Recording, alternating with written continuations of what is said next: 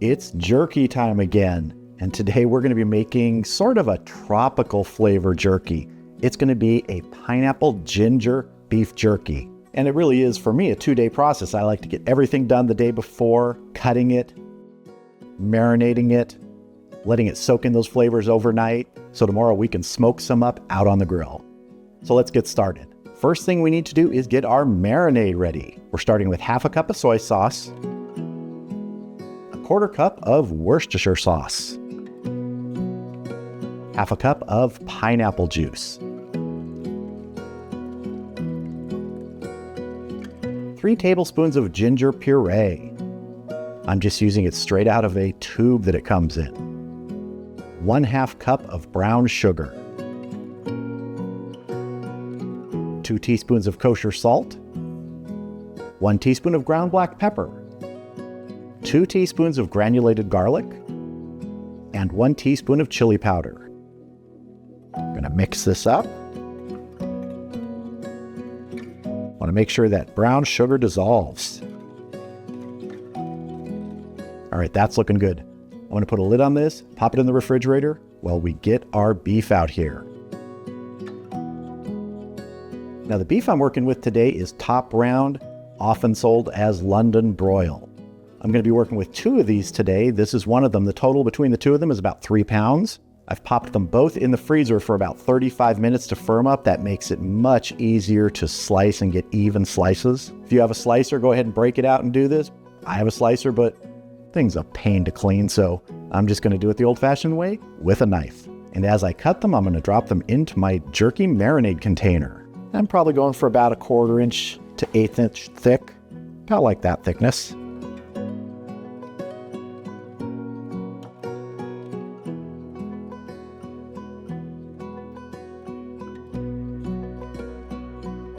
Down at the end here, not really going to slice that. We're going to have a little thicker piece. Got my second piece here. And if you want, you can trim all the fat off. I have trimmed some off of these, but I did leave some. I like to use top round, eye of round. Those are my 2 favorite jerky cuts. Our beef pieces are in our jerky marinade container. We're just going to get the marinade on. Get all those ginger bits out of here. Get in here and get everybody a good massage.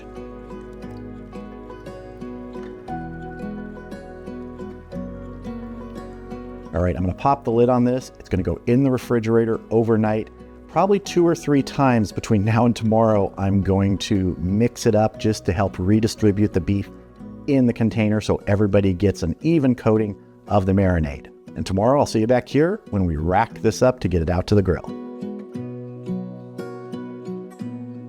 All right, our top round pieces have been marinating overnight. It is time to get them on my jerky rack on this mammoth tray that is really hard to clean because it doesn't fit in the sink, but you know, it's worth it to make some great jerky. I'm just going to start racking this up. I'm going to try and fit everybody. If not, I can do a second batch. And if they touch, it is absolutely fine because they will shrink. There will be shrinkage. Any little bits that are broken off, you can kind of group those together if you want. Now, if you wanted to, you could pat these dry to speed up the drying process a little bit. Use a paper towel or something, but I'm not going to do that today. I've done it before, but I want all this marinade to have a chance to really set. It smells terrific, let me tell you. Everything in here is smelling really, really good right now. Only thing you need to do is not get too close to each edge because there is a guide where this rack rests, so just give it a 1/4 inch or so. This is a jerky rack that I bought from Camp Chef because we're going to be doing this out on the Camp Chef pellet grill today. I don't even know if they make it anymore. I looked once on their website not that long ago and I couldn't find it. So if they don't make it, that's a bummer because it works really well. What are some of your favorite jerky flavors? I'd have to say mine is a nice peppery jerky, but I pretty much love all beef jerky. I've told the story in other jerky videos that when I was a kid, beef jerky was my favorite snack. When I would go to the store with my parents, if there was beef jerky there and they bought me some, I was happy for a week because that was amazing stuff. But now getting to make it myself in the way that I like this, I just love that I'm able to do that. And I always say when I'm making jerky and jerky videos, I don't make it for preservation. This is not going to be made for long-term storage.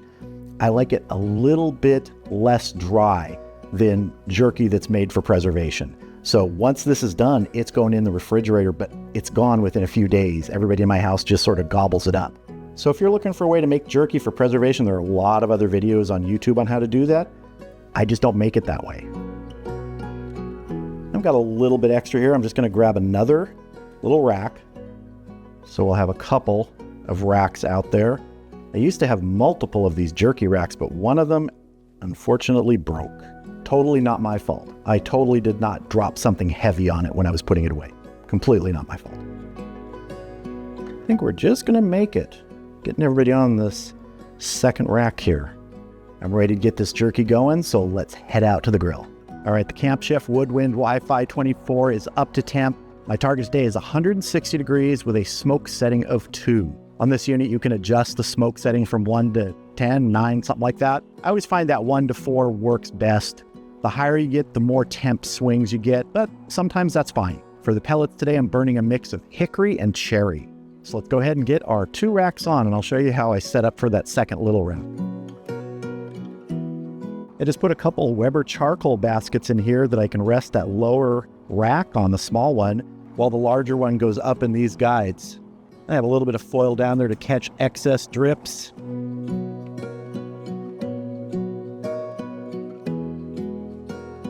All right, let's get the lid closed and get smoking. We'll come back in 2 hours, see how we're doing. All right, we have been going for 2 hours on the Camp Chef grill. Let's go ahead and see how our jerky's doing. But it's going to still have several more hours to get to the place where I like my jerky to be. Really nice color developing. Really liking how everything's looking here. But let's see how our second rack is doing under here. Oh yeah, we've got very similar color on that. I'm liking how that's coming along.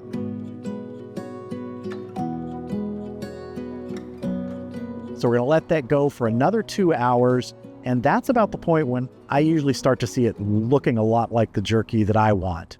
Now, at this point, you could also turn those jerky pieces if you want a little bit of a different, more even color on both sides. I don't bother with that, I just let it go. So I'll see you back here in 2 hours when we take another look. All right, we've been going another 2 hours, a total of 4 hours now. Let's check our jerky, see how it's coming along. Absolutely gorgeous. Now I do want to do sort of a doneness test that I like to do here. Let's take this piece. You can see the other side still cooking, but you get a little bit of that rack mark on there. That's why I like to leave one side undone like that. So let's see here. Let's do a bend test. You can see how it's starting to tear. It's not snapping. It's almost there. It's fully cooked, but I do want this to be just a little bit drier for my taste. So we're going to get this closed up and we'll come back in an hour and give it a check, and it could be done by then, but we'll see. We are at the 5-hour mark. Let's check our jerky. I'm guessing it's going to be ready to the way I like it because it usually takes about 5 hours for jerky when I make it like this. So let's see. Liking that. Get a piece here. Yes, this is feeling really good.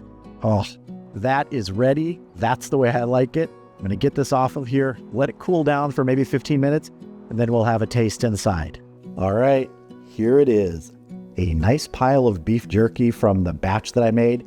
Now, the rest of that's already in the refrigerator, and this is going to go in the refrigerator after I taste a piece or two. As I mentioned before, it's because I don't make it for preservation. I like it a little bit less dry, and this is exactly how I wanted it to turn out, so let's have a taste. Let's go with this piece right here. Let's see if we get that pineapple and ginger. It has that sort of sweet warmth that you get from a mixture of tropical flavors.